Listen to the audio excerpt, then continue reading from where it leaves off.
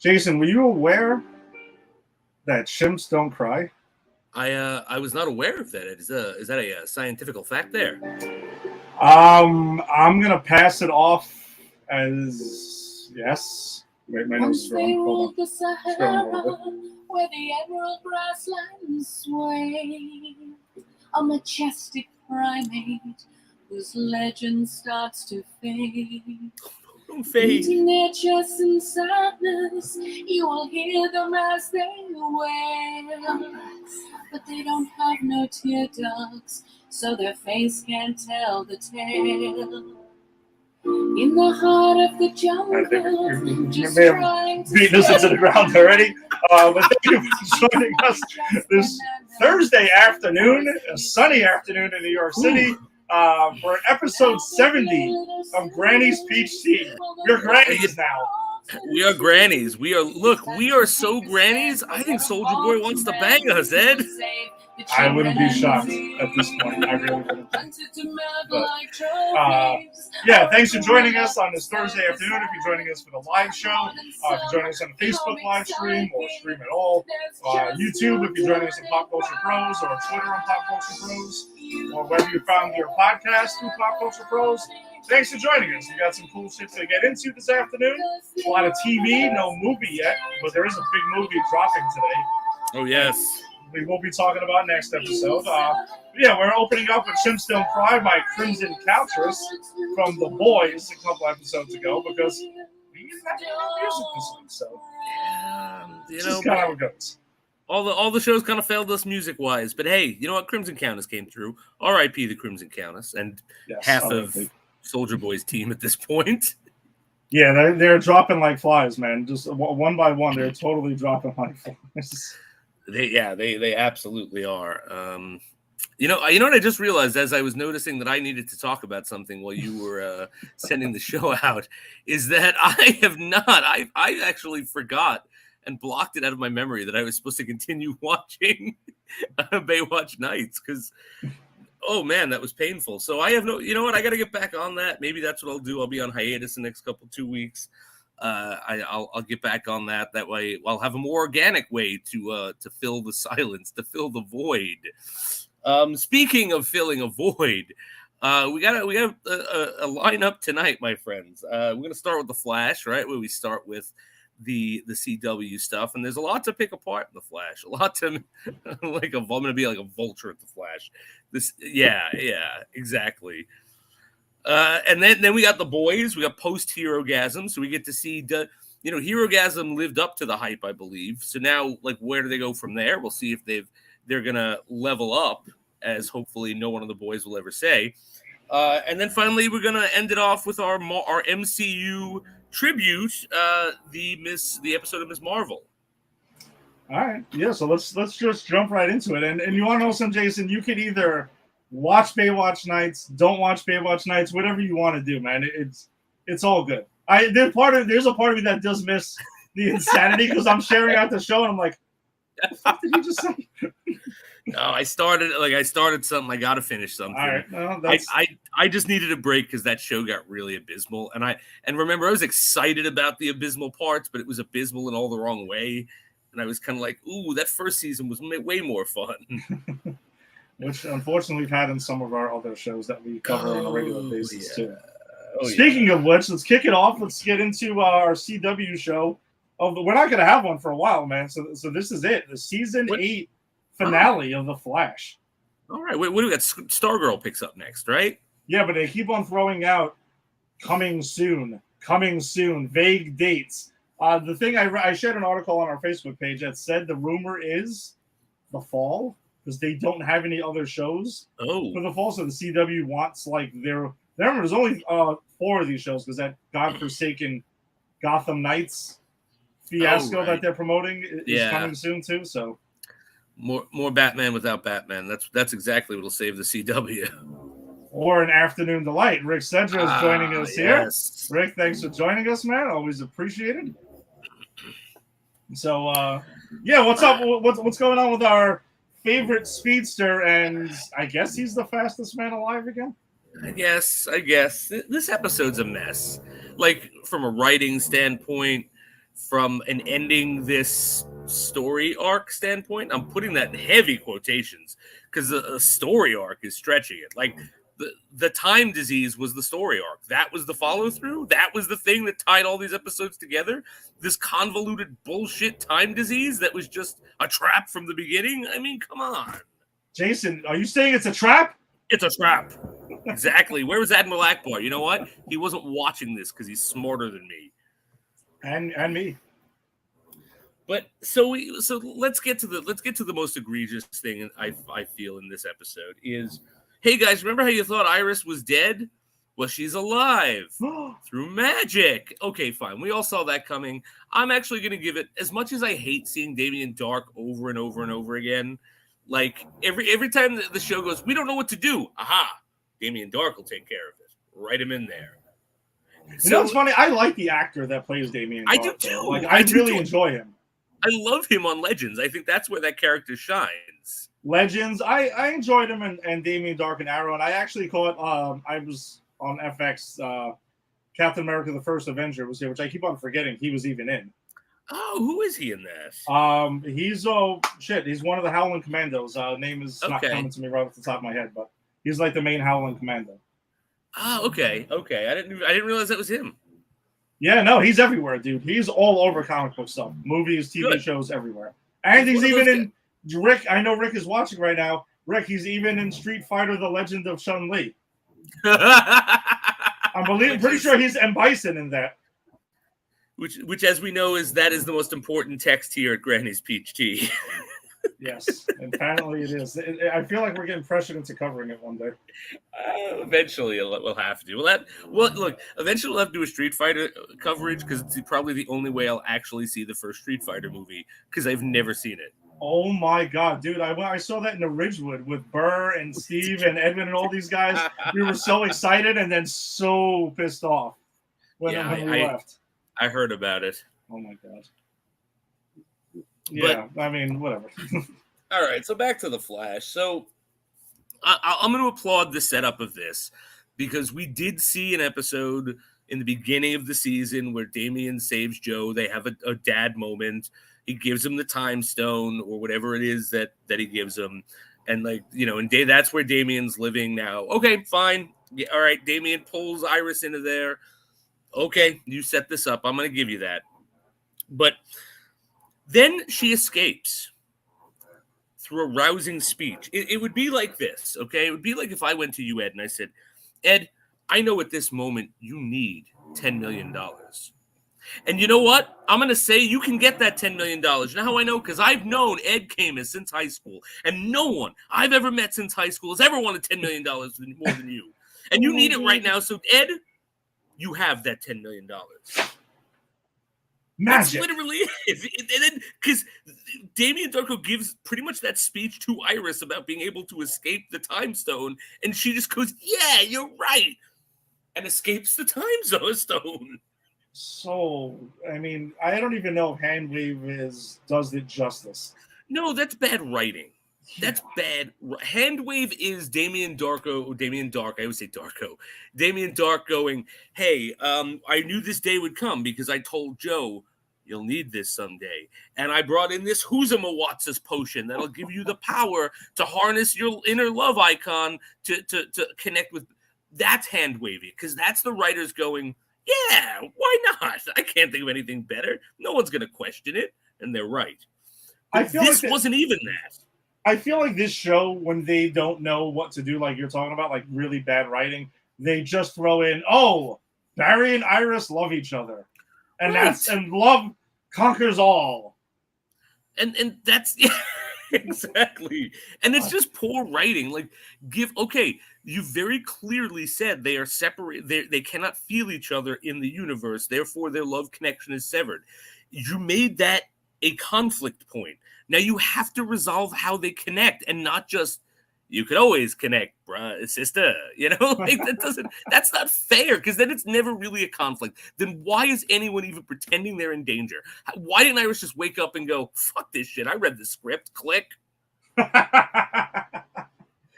Oh yeah, it's true. Just anything could be solved by their love. And It sucks. It's just Right. this is where we're at. We're in the late season 8, the 20th episode. They're running out of steam. Clearly, they've run out of steam. Ron we are now all the riders of this train pulling it on the track. Yeah, like the M train used to. Yes, exactly, and part still does. Yes, it's true. But and so let's go to the second thing, which is less egregious because at least there's a hand wave, right? And that is Cecile's ultimate leveling up, and the reason that she all of a sudden became a literal goddess. Yes. And that's because, hey, Bashir is here. Hey, remember Bashir? You saw a negative Bashir. It's the same actor, and they're wearing the same clothes. I was actually convinced half this episode he was playing her, and it's kind of stupid he wasn't. But he gave all of the divine's powers to her, so she could give it back to him and save the day. Now, at least that's a hand wave because they tried to pretend to explain it, but that's still dumb. Yes, it's like, Jason, here's this thing. I'm going to give it to you so you can just give it back to me. All right? Right. Let's do this. Yeah, it's like you come up to me with like a gun and you go, you'll know when to give this back to me, and then you disappear, and like Ed's on the run. Ed and Angie have gone; they're off the map, you know. And then all of a sudden, like you show up, and it's like, nah, we're in an Alfred Hitchcock movie. I need that gun back. I'm about to kill James Mason, and it's like, all right, now I understand it. That's kind of what it was like, except minus the James Mason, the Alfred Hitchcock stuff. So minus the interesting stuff. It's yes, exactly. Yeah, the Cecile thing was really disappointing, and then what was it, Top, and I forgot the other girl's name, that the other meta that she took the powers Psychic from. 1 and Psychic 2. That's what I call them. Yeah, they just I don't know. It seemed like they were doing something interesting with Cecile, and then they're like, "Nah, just kidding. She's back to the bench again." Yeah. And then there's a lot of times, okay, so then that's Cecile, and then now she's back to normal, but now she can, I don't know, levitate shit. Now she has the Force. Yeah, pretty much. Okay. That's, when heroes started to really go down, it was when everyone started switching powers and getting new powers, just saying. All right, so then we have the entire Allen family coming back to stop Barry from murdering Thawne, which I thought that was cool. I like to see Barry enraged. I think Grant Gustin still has it in playing this character. I just don't think they give him much to do with it anymore. Hashtag cast Grant Gustin and get rid of Ezra Miller. Jason, you are team Grant Gustin in the DCU. I'm not. The thing is, I'm not saying that I'm like I don't disagree with you. It would be an interesting way for them to write him in and he switches universes, and you know what I mean. To make it make sense within the storyline would probably be a pain in the balls, but I would even say this: he doesn't have to be this Flash. Let him be whatever the Ezra Miller Flash was going to be with his twist on it, and it's the fucking multiverse. You know why he looks like Grant Gustin in the Flash shows? Multiversal shit. Yeah. I don't know. I think there's something interesting there that they could write into it to make it happen, and I would be all for it. I don't know. That's a whole different subject, but they're just fucked. Warner Brothers is so fucked because it seems like they finally have a really good solo Flash movie on their hands that they've been trying to get out for it feels like as long as Black Adam, and now they can't put it out. Now they have PR problems surrounding it. Yeah, because what are they going to do with it? Because look, you put that out, I have to see it. Morally, I'm going to have a problem because Ezra Miller is, I don't financially support people who mess with children. If I disagree with what someone does, I simply don't support them financially. Mm-hmm. And I would have with Ezra Miller and everything's coming out and what he's done, I would have a hard time giving my money. I would probably try to pirate that movie and then buy something from Warner Brothers that I already own just to even the playing field. You've given us some thought. My friend. I have because I don't, there's only so. Yeah, I like Grant Gustin. I think he has done a great job with the role. I mean, whatever. I understand you're going to want to put someone else in there. I'm just that was the argument when they hired Ezra Miller, right? We need someone new. We need someone this and that. And look how that turned out. Who's not going to turn around and be a fucking pedophile or a child bride or a kidnapper? Grant Gustin. You know why? He's too busy the last 9 years playing the Flash. That's a good point. That is a good point. People wanted Grant Gustin immediately, and then Yes, we got Ezra Miller, and then a lot of us were like, "All right, and we'll deal." I see the people that like I know the guy from the Umbrella Academy's name has been thrown in the ring. And it's like, why do they all have to look like sad, waifish white boys? Like, Yeah. why can't they be a wholesome looking person or like Grant Gustin or take a new spin on it? Like, why do they have to have the Ezra Miller look? I don't even think that the look of that Flash was that spectacular. No, not at all. And whatever, you can just recast. Movies have recasted forever. I know we have a multiverse going on in comic book movies these days, and it seemed like they have trusted the audience to be able to handle that. But we could also handle a recasting when you say there's a recasting. Right. It's okay. Like, shit happens. What are you gonna do? I kind of wish they would just do on the screen what they did on soap operas, because I told you I used to watch General Hospital when I was doing my grad school, because it was a way to shut my brain off. And whenever a new character just took on the role, a new role, right, or a new actor took on a new role, they wouldn't tell you. They would just be, their face would be in the credits in the opening, and they'd come out, and then you just hear it over like, such and such is now taking over the role of Jason Morgan, and then that would go. So that's what I would like. Just fucking cast whoever you're gonna cast. Have him walk in and go, "Hey, Batman," and then pause. Give me just that 5 seconds of talk over. Done. We're all on board. Oh, that would be great. That would be so great. All right. So, all right. Let's still. All right. We gotta get through more. Let's of this, let's get to the nitty gritty of the Flash, though, because the main storyline was what we were texting about and had some issues. Yeah, issues I mean, look, I had issues with everything in this. But all right. So, so the whole thing is that Barry fucked over the negative forces by cutting off Thawne from the negative speed force, because Thawne was not someone, they've retconned Thawne completely in a stupid way, I feel. Yeah. Thawne is not someone who's become so obsessed with Barry Allen he became the negative version willingly. He was secretly chosen as the avatar of the negative speed force because of his hatred for Barry. And then him and Barry, and then the negative forces bound together, and they put Thawne in this black suit and make him like the ultimate Reverse Flash, whatever garbage it was. He looked even worse in that suit than he did the yellow one. And then they fight. And then at some point, I have a note that the Flash catches a jet falling from the sky. Eddie, I don't know if you caught that. It's a blink and you miss it. Yeah, I unfortunately did see that, and it's absurd. And that's even for this, it's absurd. No, absolutely. I stopped and went, I've literally watched him fist fight a dinosaur in Times Square or whatever the hell square is in the city he's in. I'm like, this is the most ridiculous and absurd thing. Yeah, it is. But yeah, and so then that's it. And then the at the end, the forces, the way Barry beats negative evil, whatever you call Black Thawne is, I like that, Black Thawne.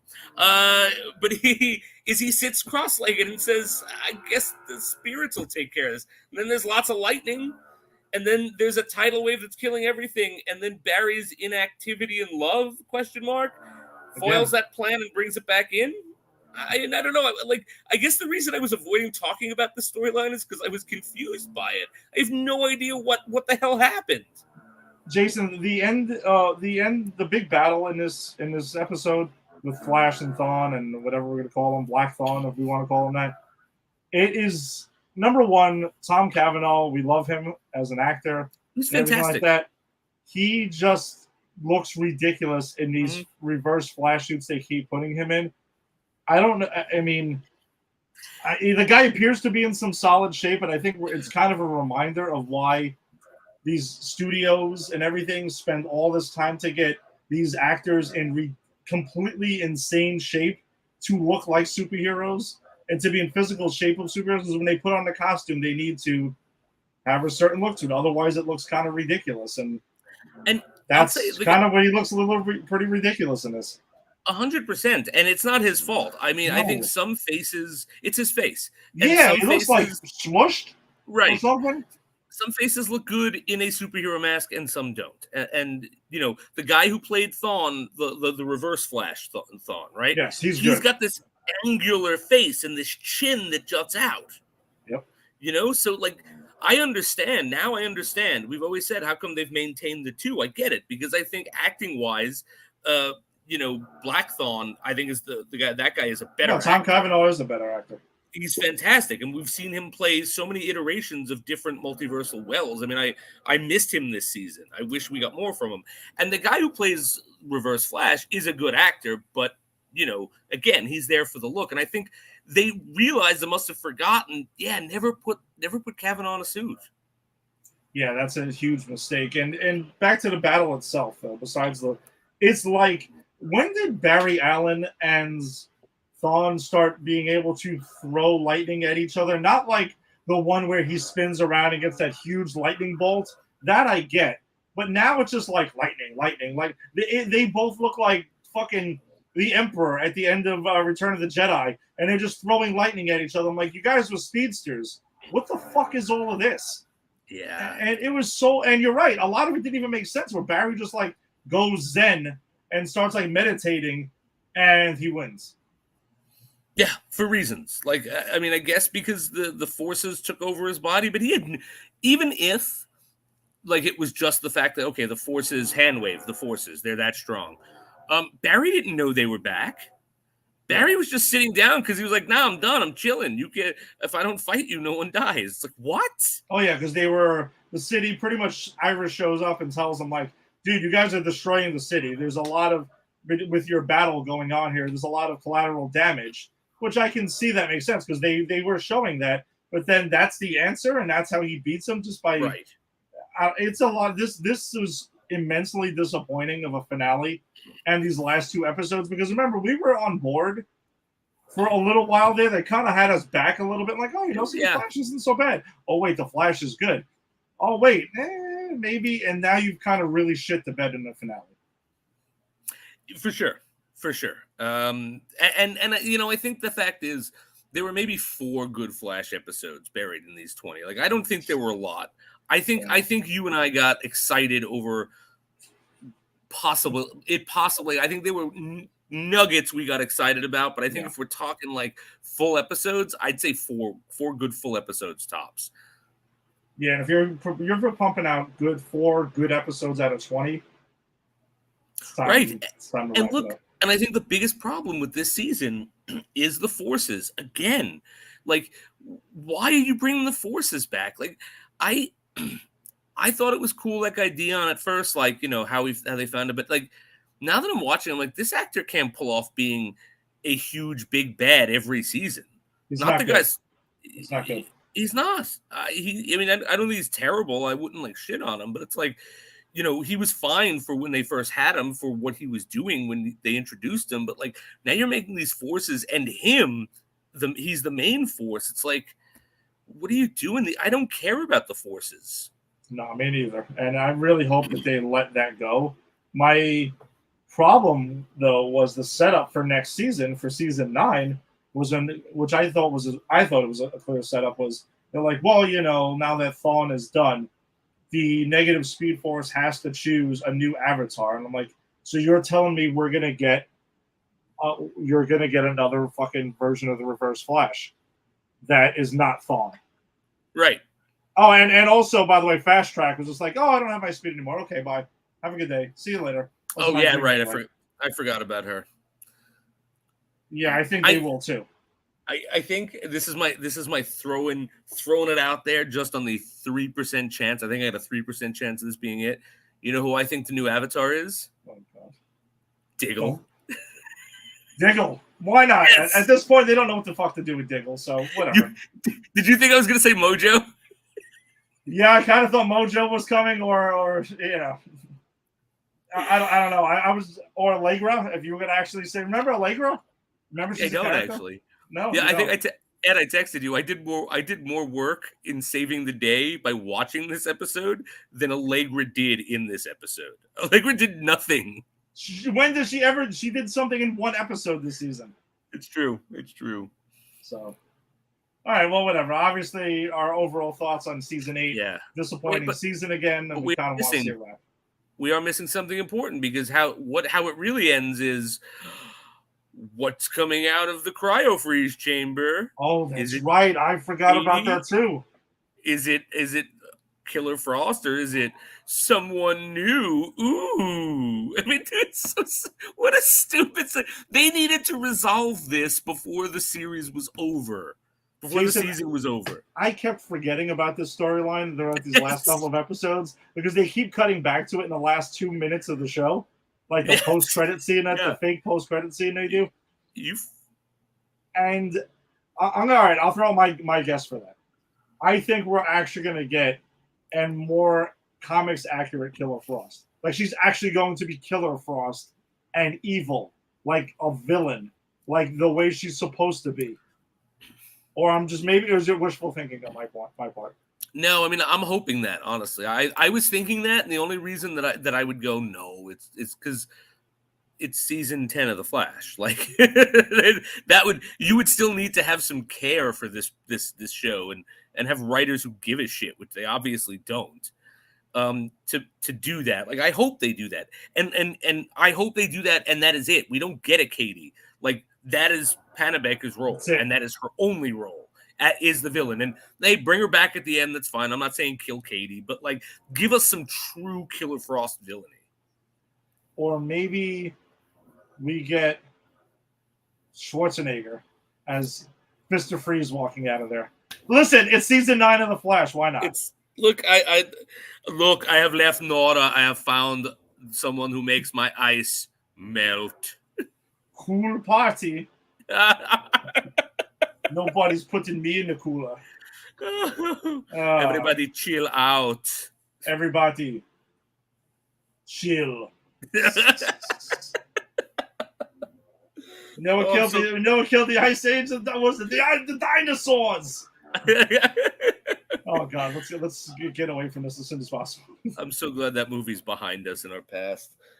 Oh man, but will it truly ever be? No, I wake up nights. You ever feel like Batman and Robin is just scraping at the door for us? Scraping at the door. Things that will never truly be behind us. Oh God, but. All right, but what is behind us, Ed, is this abysmal season of The Flash. I'm personally hoping that we have a half a season, and it's a good half a season, and it wraps things up. And I'm saying half a season because I don't think this show can sustain a full season anymore. Yeah, give us a 5 to 10. All right, whatever. This was 20. Give us a 10 episode final 9 season 9. Wrap it up. The first 5 episode mini thing was fine. I think we enjoyed that actually. Yeah. So all right, so we'll give it more than 3 good episodes. There was the arc thing was solid. It's also because we got to see Black Lightning. Yes, yeah. That is for sure, and at least they put that up front. But that kind of felt to me like, hey, we're gonna start the real Flash later, you know? Yeah, it's like here's this mini series that we're gonna show you, and then season 8 starts afterwards. All right. No more. We'll get back to the Flash whenever the heck they decide to come back, because I have a feeling it's going to be a little long. So take your time, guys. We're not rushing you. Let's get to something pretty awesome, though. Episode 7 of season 3 of The Boys, and this one was an absolute jaw dropper, especially the ending. Oh yeah. I want to say that right off the bat, Paul Reiser delivers a line that I really feel is the philosophy of this, which is to be American means knowing you're the hero. I mean, is that literally what this show is not exploring, right? Is the American vision of the hero and knowing that as an American, I am the hero. Nothing has ever, I nor my country have never done anything wrong. We have always been the hero. And that is how our nationalism and patriotism, moves forward. And like how perfectly that goes in with Homelander. Yeah, that is Homelander. Yeah, like, exactly. To a T. But yeah, so that like right off the bat, that's in the like one of the first conversations we have. And yeah, this episode, man, what a ride. What a great ride. We find out some important things. Maeve is still alive, being kept alive for breeding purposes because Homelander wants a child. Dude, he talks about ripping out her eggs and like harvesting her eggs just in case there's a chance she dies, and then so they can have a child together because the child would be perfect. Yes. And he's even like wouldn't have problems with superheroes like my real child. Like he even like throws a shot at his son.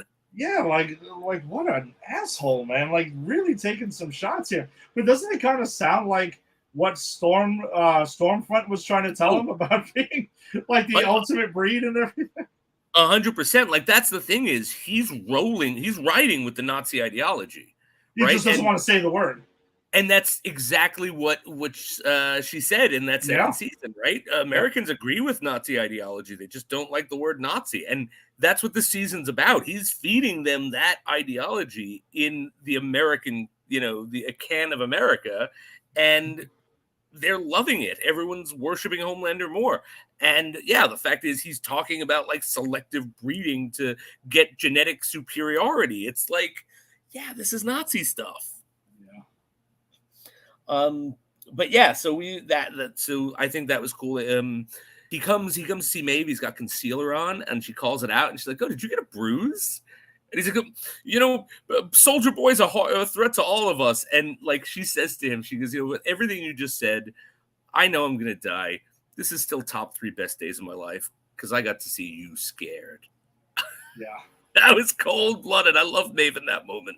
That whole conversation between them was great. All their scenes together, there's not a lot of them, but they're really, really good. The two of them. They have great chemistry together. Yeah, and I'm hoping. I mean, we'll see in the finale. Yeah. We're hoping we'll get a resolution to what this is because she's being kept captive in pretty much a jail cell right now in Vaughn. Yeah, somewhere in Vaughn, right? Yeah.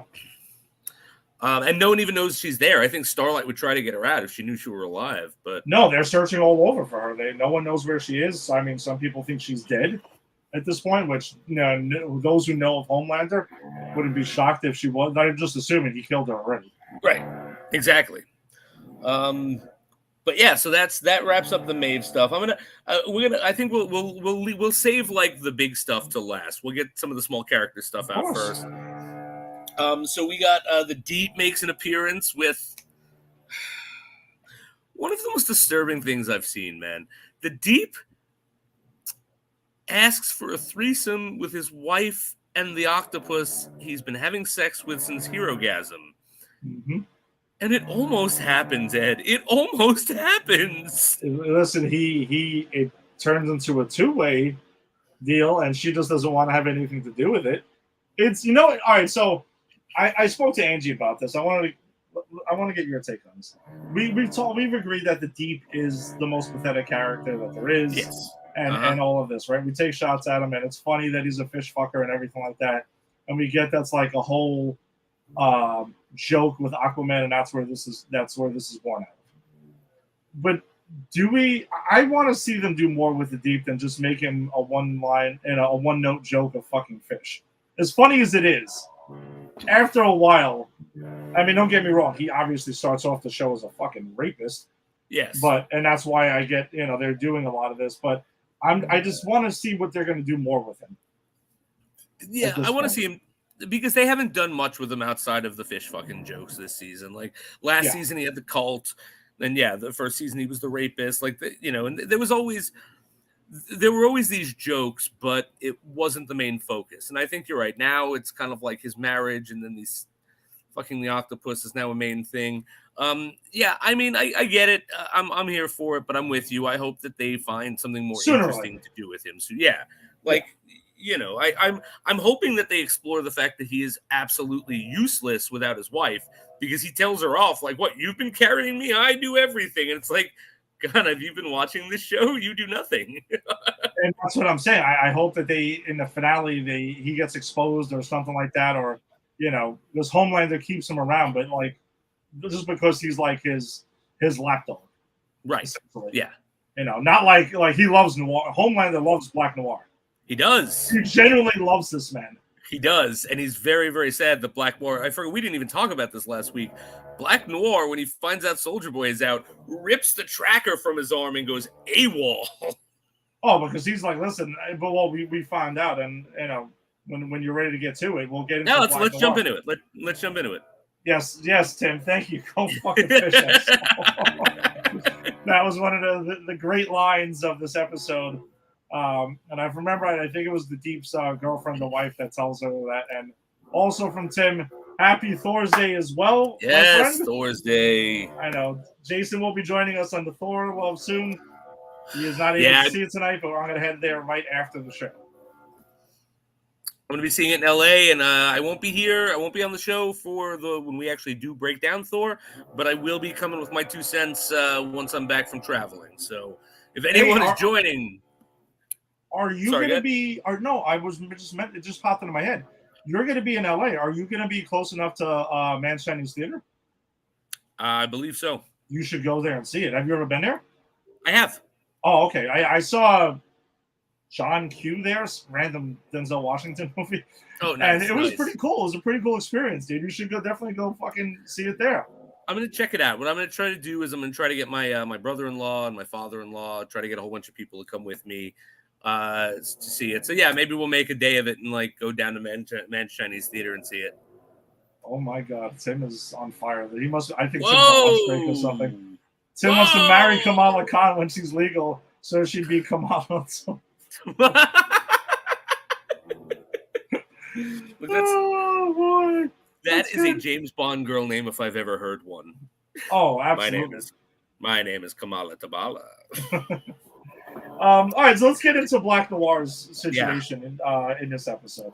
So Black Noir's on the run, and we didn't find out last episode. We kind of just everyone's afraid of Soldier Boy, but Black Noir goes to this old Chuck E. Cheese style restaurant that apparently he goes to when he needs comfort. We find out a lot about Black Noir today in this episode. A lot I didn't expect. So he was apparently really, really traumatized as a kid to the point where he had a break in reality and started to hallucinate the cartoon avatars of these characters from this like Chuck E. Cheese type thing. So there's like a hawk, and there's a badger, and there I didn't list down all of the different animals. A rabbit, but it's like Warner Brothers stuff. It's more Disney stuff, honestly. Mm-hmm. And then you get his whole backstory about why he's terrified of Black Noir. He's terrified of Soldier Boy, and why he, was because you find that he's the one who put the plan in place. He's the one who got Vought to sign off on it. And it's kind of brilliant because you see all of this done bloodily and violently, but by the cartoons. Yeah, the whole thing is completely the takedown of Soldier Boy is completely done in animated style and animated form and it's showing his memories, which I thought was genius. I did too. Like at first I was like, oh, maybe they've gone too far. Cartoons, what the fuck? And then when I saw the way it was used, can I tell you, I was so engrossed by what they were doing. I didn't actually clock that his friends were playing these roles in these, like, it was performative for him. I didn't even clock that until the end when I was like, oh, that's brilliant. Yeah, and it was, I mean, you find out how much deep trauma Black Noir is dealt with, and he's pretty much petrified of Soldier Boy, which is why he ripped the tracker out, the Vought tracker out of his arm. I mean, right in the fucking elevator next to a woman. No hesitation, just rips it out, and he just is on the run because he hears that Soldier Boy is still alive, and this is him like being scared and trying to deal with. He has to face his bully essentially, but like bully in the sense that fucking Soldier Boy beat him to a pulp. Remember we saw him a couple episodes ago when they were in Nicaragua, and he's like half bloodied and stuff, and like why he can't talk and why he wears the mask now, but we never saw why. We assumed it happened in the war and the battle. Yeah. We find out it was fucking Soldier Boy beating the living shit out of him. And like burning his face on like a car, right? Like a car engine or something like. And it was all because he comes and he was like, he wanted this. I thought was great. I wrote this down. I'm glad I remembered it. Looking at my notes, his dream role was Beverly Hills Cop. It was the role he was born for, and fucking Soldier Boy openly sabotages it. And when he calls him on it, he beats him to a bloody pulp, disfiguring him and everything, just pretty much making him subservient. Yeah. And that's why he wants not revenge. I don't think it's revenge. I think Soldier Boy is kind of worse than Homelander in a lot of ways. Like in his attitude, the way he treats people. Like, I think Homelander can't treat people as violently as he wants to, because then he would kill everyone and that would ruin his numbers, because he's so goddamn powerful. But like, so like we see Homelander do stuff like this with, like, remember the deaf superhero? Yeah, the Daredevil. Yeah. Right. And he just, like, fucks him up. But like he can't do that to like the Seven, because if he did that to the Deep, he would simply kill him. But Soldier Boy can, because Soldier Boy is not as powerful as Homelander. I mean, he is, but he isn't. And so I just think that's interesting. Like, we kind of get a sense of like, no, he was Homelander, but worse, even though he wasn't as powerful. I also think it's because they were the top bought hero at different times. Like, remember, Homelander's doing this when cell phones exist, the internet exists, yes, everything else, and he's so locked into his image, right? Like, that's his obsession there, which he talked about a couple episodes ago. Soldier Boy, I think, was able to get away with a lot of shit because no one would ever know about it, and that was that. Right. No, that's true. I think it is.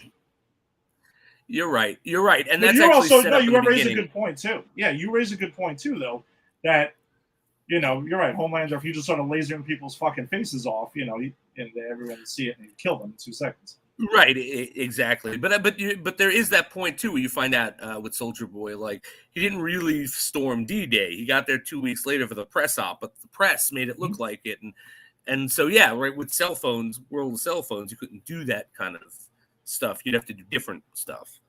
But Black Noir, man, you find out so much about him, and then I love these animals going, well, you're gonna have to go face your bully. Well, you knew that you'd have to face him the moment you knew he'd come back. You didn't kill him, and it's like, wow, just the fact that these Disney characters are bashfully telling this guy, you have to go back in there and kill him. It's like, this is so sick, and I love it.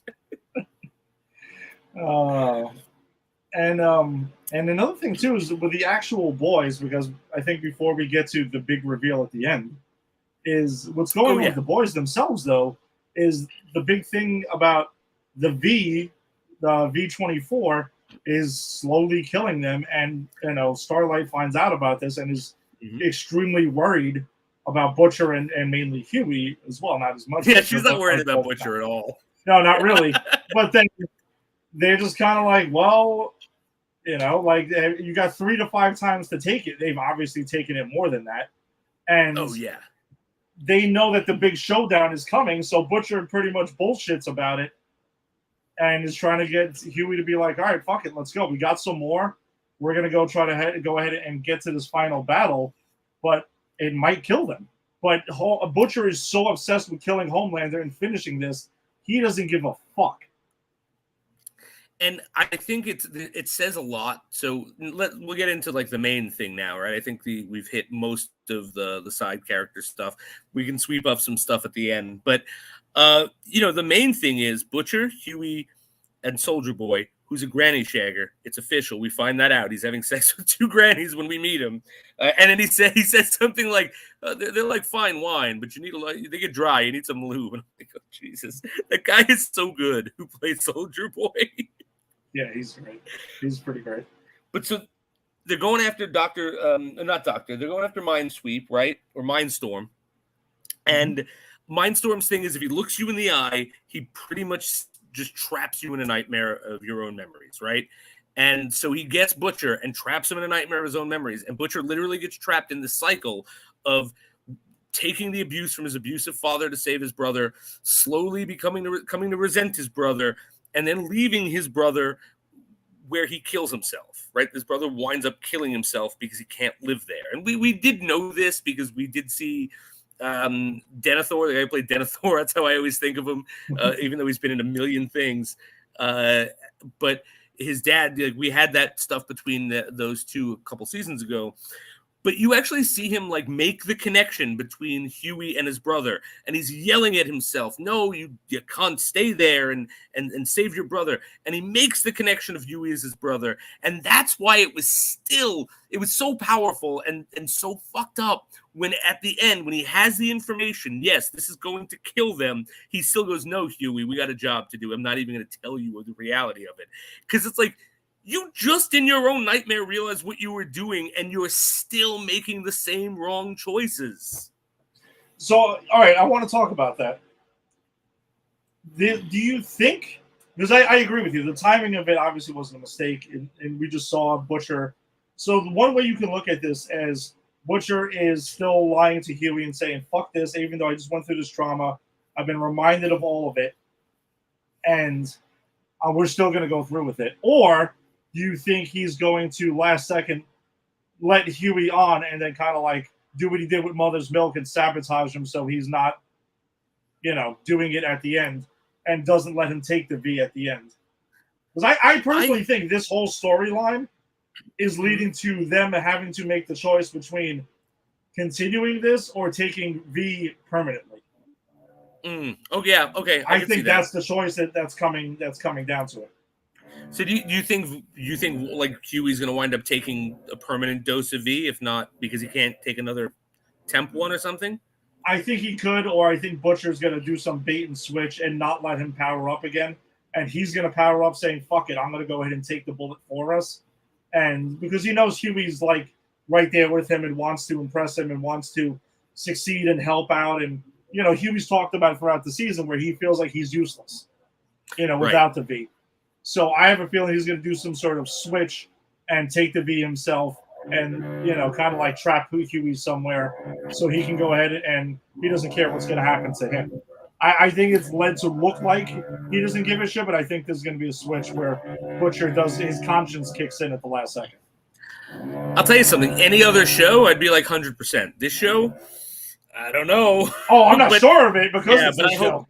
I hope you're right, though. I hope that's where it's going because I like the character of Butcher, and I think if he sacrifices or attempts to sacrifice Huey in any real way, he's beyond redemption.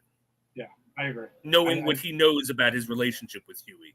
So I'm hoping that he does make the hero's choice and sort of, doesn't put Huey in danger because I like that character. Yeah, but I do ultimately think that the dilemma they're going to have to face in the finale tomorrow is going to be, do we take V permanently, to be able to fight these fucking guys? Because they're not going to be able to kill Homelander. That's not going to happen. Right. And especially that they're going to team up, which the end kind of, hints at. All right, so I guess we're there. Let's the big reveal at the end. Yeah. Go for it. All right, so Soldier Boy kills Mindstorm, even though Huey was going to save him, and he, did live up to his end of the bargain by bringing Butcher out. He gets one of the most brutal knives to the eye I have ever seen. And that's Soldier Boy. Take the eyes out. You can't see me, right? Soldier Boy then takes him and he's interrogating him, and he says something and he flips out and he beats his face in. And then the reveal is what he said to him apparently is Homelander was made from his genetics. Homelander is Soldier Boy's son. And Soldier Boy calls Homelander. He's like, look, that was before I knew the reality, but Vought wanted to get rid of me so they could put you in the limelight. I mean, hell, any good father would step aside to the light for his son. It's like, oh no, this changes everything because now you've got two of the most powerful, dangerous psychopaths on Earth gunning for you. So, another thing, yeah. So we find that out. Do you think they team up, or do you think? Because I was thinking about this a lot.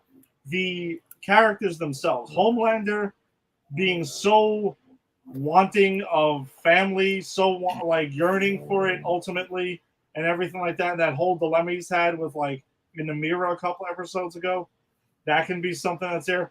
Does he like go for Soldier Boy being his father, or does Soldier Boy trying to lure him in and just doesn't give a fuck and wants to, for his own ego, take him the fuck down and lower his guard so he can kill him? That's where I'm on the fence at. I don't know Soldier Boy's motives. I think it could go either way. I don't he could have literally made that up if he wanted to. If his MO was to draw Homelander out, even after him and Homelander fought, like he wasn't like, oh no, I'm gonna go put Homelander down. He's still like, no, I gotta take my team out. Fuck that guy. We get to that guy when we get to that guy. Yeah. You know, so I wasn't like, nothing struck me as he was gunning to put Homelander down. So if this is just a way for him to get him out in the open and then just ambush him, I'm gonna need a bit more like explanation about why, because Homelander was not as big on his radar even in this episode up until he got that information. So why then all of a sudden use it because I've got to kill him? Like, now I want to kill you because you're my son. Like, I don't know. I'm not saying it can't be done. I'm saying it would have to be handled correctly, which the show could.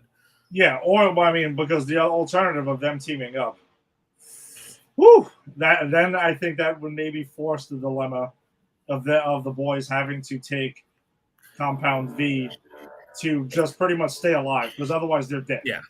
I think it does two things. It forces them to take the Compound V permanently, like you said, and that's been set up in this episode because Kimiko does it, right? Kimiko gets her powers back, and which actually leads to a delightful takedown, Starlight takedown of Homelander, where he's like, "This is how it's gonna be, and I'm gonna do this, and I'm gonna do that," and she threatens him, and she's like, "Yeah, you've been live streaming, so see you later." Like that was great. But like the fact that it's set up that no, they can get their hands on this permanent V, and it will work in the similar ways. Like it will bring out these powers. So yeah, I think they are setting that up, and I think it does that, and I think it also forces some of the Seven who are not necessarily good guys to band with the boys. Like Black Noir is going to have to play a big part in this next episode. He has to with the setup they gave him. Yeah. He's going to need allies. I will be surprised if he does not team up with the boys. A-Train, who we find out, it was a blink and you miss it thing. We find out A-Train got Black Hawk's heart, or whatever, Street Hawk, whatever that fucking racist name is. Blue Hawk. Blue Hawk got his heart after brutally murdering him, and it was blamed on Soldier Boy. And of course, I got the idea of that Bob Hoskins, Denzel Washington movie in the 80s, Heart Condition. I remember Yeah. that movie. Wow, I haven't thought about that in years. Holy shit. I didn't either until I saw this. And I went, oh shit, the Heart Condition. But so I think, they're pushing this agenda on A-Train of like, no, we're gonna have a movie where this white guy trained you, and he's like, no, my brother trained me. No, not anymore. He didn't. So I think A-Train might have a moment where he's going to join them. Like, I think they're setting the board where the Seven and other soups are going to have to stand against Homelander and Soldier Boy simply because it's all of their lives on the line. You know what I mean? So that's my theory. No, that's pretty good. That's a really good one. So, yeah, I mean, this could go any which way right now of all the theories we've thrown out there, and we'll all find out tomorrow. Because the finale is tomorrow. It's amazing. Like it's already here. Yeah, I'm going to be watching that before I fly out because I won't be talking about it. But I still want to watch it and like know what happens. Like, oh, dude, you also have a long enough flight. I mean, shit, you could probably rewatch the whole season at this point. That's true, actually. Good point. All right, so let's go ahead and keep it rolling on here to our big moment here. We got Ms.Marvel, episode 5. The finale, again, just finales all over the place, drops next Wednesday on Disney Plus. But we got episode 5 yesterday, which we talked about. I actually did a rewatch after we texted about it. So it just seems like I still agree. There's a lot of cool things that happen in the first half of this episode, but it's mainly just a visual representation of what we heard. These characters talk about this story already, but there's a twist at the end of it.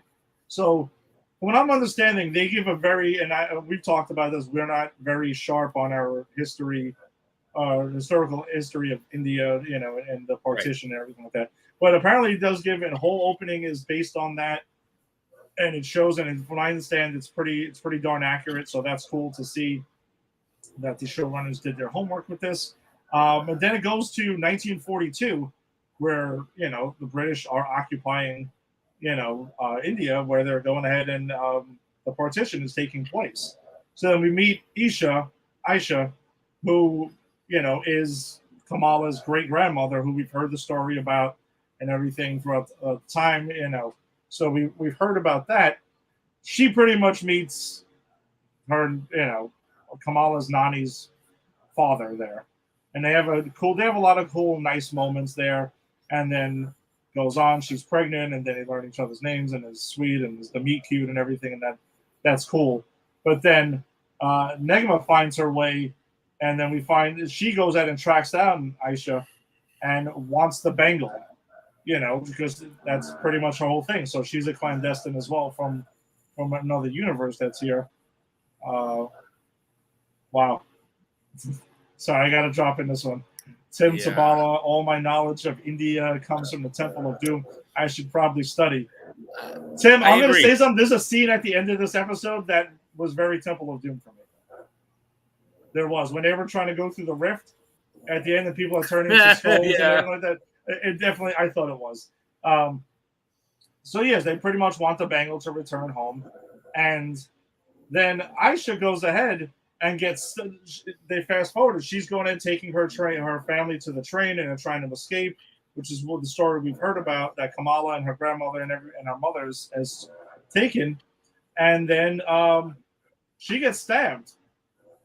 Negma goes ahead and stabs her and kills her. And as she's like dying, she has the bangle on her wrist and calls to Kamala, which is the part we didn't really get a lot of. That's the part that was the twist that we didn't really know. That we heard about the story about how her grandmother, her Nani, was going ahead and got back to the train and got back to her father through this trail of like glowing diamonds and everything like that. The twist is we didn't know Kamala was the one who did that and actually was the one who rescued her, which I thought was pretty cool. That was a pretty cool twist I didn't see coming. I thought Aisha was going to be the one who did that, and she was just like the 1942 Ms.Marvel, essentially. But not exactly.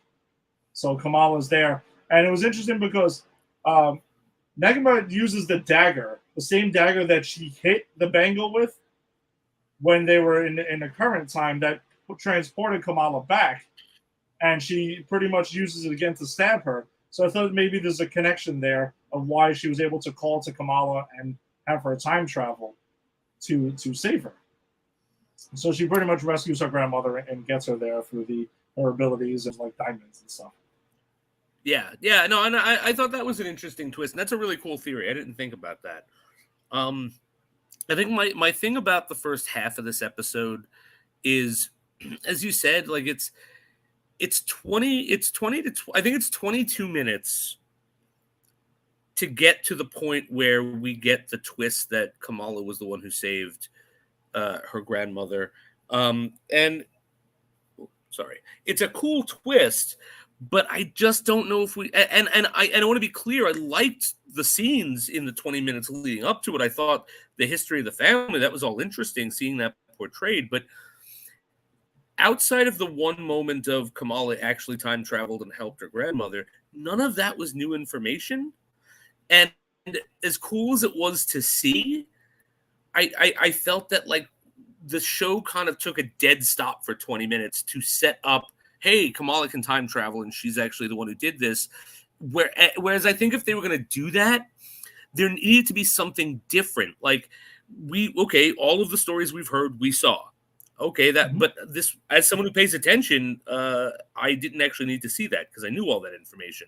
So, like, had maybe Kamala been time traveling or got caught up, or I don't know, was viewing the family and having some reaction, and just adding something to the story we already knew, I would have been okay with it. But I just felt like that those 20 minutes, it's just like, okay, let's stop for this history lesson in Kamala's family that you already know. Yeah, I agree with that. I think that would be my critique of this episode as well. It's the shortest episode of the season, and it's the second to the finale. So unless there's something big, which there was some reveals we'll get to in a second, which will probably pay off in the finale. But I agree. The first 22 minutes of the episode probably didn't need a lot of that unless there's a big payoff that we're just not seeing because it's not something that's very obvious at the moment. Right. But she does. If there is, I'll stand corrected. You know what I mean? If it adds to the bigger thing, but as it stood for this episode, I felt it kind of slowed it down. Yeah, and Aisha goes ahead and she does quote something to get Kamala to come back. She says, "Quote, what you seek is seeking you. and it's something her husband said to her, and it seems to be the thing, and that's what drew her back, and looks like that's what transported Kamala as she was having her battle in present day at the end of the last episode. But Kamala goes ahead and saves her grandmother with her powers, and that's how the story is told. And when she comes back to current time, she reassures her nanny there. They're like, hey, you were right. You weren't crazy this whole time. Everyone was banishing you and laughing at you in all these years, but you were right. And it turns out I was the one that was there. Like, everything all gets revealed. Her mother finds out that Right. she is the one who has these powers and stuff. And I thought that was a cool moment. See, the cooler moments for me were in the present day again. And I think also the first 22 minutes not having Kamala, and we've both said that Kamala, the actress that plays Kamala Khan, is the one who carries this. So stripping her away for the first 22 minutes, I guess that's what kind of took some of the the oomph into it out of it, because she's not really in the episode all that much. Yeah, no, I 100% agree. I wish there was some way to maybe use those first 20 minutes and sort of have it be a B plot to the A plot of something going on in the present with Kamala. Yeah. And then we see her being taken in real time. You know what I mean? Like, because I know we saw her disappear at the end of the last episode, but like, I don't know. I just think if they structured it differently, it could have worked better. Because you're right. I think that was my thing. I had 22 minutes without the titular Ms.Marvel. And that's a big problem when I find that she is the most entertaining and charismatic person to watch in this, and then it's not even like we got side characters that we knew. Like, it was just a bunch of her family actors we'd never met before. Yeah, and we've said we enjoy the cast of the show. Like, this show's been wonderful, sure. But sure. You still need her to. She's the straw that stirs the drink, essentially, with like this whole thing. Right, and if you're not going to have her, then you need you need her friend, or you need her cousin, or you need her dad or her mom, or like you need characters we care about, because we care conceptually about her family during the partition, but we haven't spent any time with them except for this episode. So I just think that was a misstep. Agreed. But then when they come back to current day, Kamala is there, and the veil opens to get the clandestines back to their universe and everything like that. And as they're trying to go through, one of them goes out and runs through there. And this is the part that I thought was reminiscent of Temple of Doom, where she goes ahead and like turns to like stone and then ash and then like bones and just falls apart. And then Negma does the same thing. She's like, no, I'm going to go ahead and do that. And Kamala's having this whole thing like, hey, you can't leave Cameron behind. Like, you can't ditch him. And she's like, no, I can close it. I can do this. But then she calls to Cameron at the last second before she's going to die. And it looks like her powers or her essence or whatever goes and finds him. And it looks like he's now powered with her abilities or whatever, because you clearly sees that. And from my understanding, this is him. His powers appear to be comics accurate now, even though in the comics he's also an Inhuman as well. So that's pretty much the big payoff right there. So yeah, we mentioned Kamala's mother learns about her powers. She knows everything that's going on now. So not the old parent in the dark superhero trope where they don't know anything. It's like, no, maybe they should know, so you can't seem like they're just all idiots and don't know anything. Then Kamala talks with the dude from the Red Dagger thing and takes off his mask and gives it to her, which clearly is going to be part of her costume that she's going to ultimately make, which we did predict a couple episodes ago we were going to see her in the finale with. So you can see the pieces are coming together. Even Kamala's mother finds the broken chain that has the lightning bolt that's going to be on her, or the front of her costume and everything like that. So another thing, these are all little Easter eggs that are there. And then they have this cool moment where Kamala is learning about why her mother also went to America and apparently was chasing Bon Jovi. And she was like, well, why didn't I know about any of this? So like, you never asked. And then even the grandmother's like, I should have, she's like, and no, I'm sorry. Kamala's mother tells Kamala that she goes ahead and was like, I should have held on tighter. And that's why, I don't really know anything about you. But then the grandmother's like, I should have held on tighter. And then they kind of just have a big hugging moment, realizing that, something, it's all right. We've all learned about things. Everything's in the open now. We're good to go. So also Cameron, the closing scene in this is Cameron seeks out Bruno, finds Bruno in his apartment. They have this quick conversation about there. Cameron admits that he doesn't know Bruno's name, that he thought it was Brian the whole time, and that's that. And then a drone from Damage Control is going ahead and tracking them down, locks in. Cameron fights the drone. The drone goes ahead and destroys Circle Q, which is downstairs. And that's pretty much how this episode wraps up. Finn, what's up? Hi, buddy. Oh, you shy? Nope. Okay. He's like, nope. I'm done. He's shy. Sorry about that. As I said, they're doing construction in my apartment, and he only went down. He was only sleeping 40 minutes, not even, or no, about an hour. But they were banging right by his window, so he's awake. So I get it. It would wake me up soon. Yeah. It's all good. But I like that ending. I thought the ending was really cool. I like that Cameron, because I like that guy. I like the actor. I like the character. I didn't realize he was a comic book from the comics, but I like him going to her friend, right, Bruno, and having that moment of let's start over. I'm Cameron, and he's like, I'm Bruno, and he goes, I genuinely thought your name was Brian this whole time. Like, I thought that was such a cool moment. I like that moment. Yeah, no, he felt pretty bad. But then we know that, like I was just mentioning, Damage Control was chasing him down and tracking him, and that's where we get into. So I guess Damage Control is going to be the overarching villain in this season. Yes, yeah, which I get they set up. I mean, it's not out of left field. Not out of left field. All right, so yeah, we got the finale coming next Wednesday, so we'll be back to talk about that and to break that down next week. Wanted to get to a quick question here before we wrap this episode up. From having a moment here, trying to get to our comment section. Here we go. A comment from Andy. Andy, thanks for joining us, man. Really appreciate it. When is The Boys Season 3, Episode 8 released? Tomorrow. It releases this Thursday afternoon. Yeah, The Boys releases on Friday, so you'll be able to check out the finale tomorrow, and then come check us out next week when we break down the finale. Apparently, Rick Cedrez, our buddy, will be subbing in for Jason. Jason will be on vacation in bright, sunny LA. So, me and Rick will be talking about the season the season 3 finale of The Boys. And when Jason gets back, we do want to hear his thoughts about, what was missed during his time here.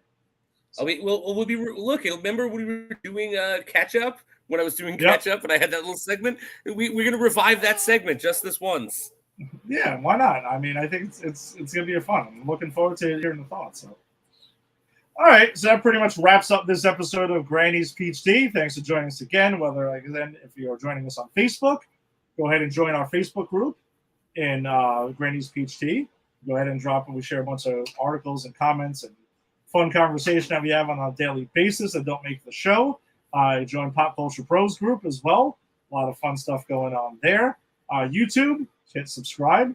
Where you're watching now, subscribe to Pop Culture Pros. Twitter, follow Pop Culture Pros as well. And if you found us on Instagram or wherever you find your podcast, Apple, iTunes, or Spotify, hit subscribe for Pop Culture Pros. We got a bunch of cool stuff on the network. We'll be back next week. We'll be talking about Thor, Love, and Thunder, which I'll be going ahead and checking out. Me and Rick are both actually going to see it at around 3:30 this afternoon, one in Florida and one in New York. So that'll be fun to check that out. We'll be talking about the Season 8 finale. I'm sorry, I keep saying Season 8. Episode 8, Season 3 finale of The Boys. And we'll also be talking about the season finale of Ms.Marvel. So pretty packed episode next week we'll have. So we'll talk about that. Double O Deep Dive, I know is on hiatus right now, but you will be kicking off the Sean Connery, the last leg of this. Absolutely, the last leg of the longest franchise we're going to dive into.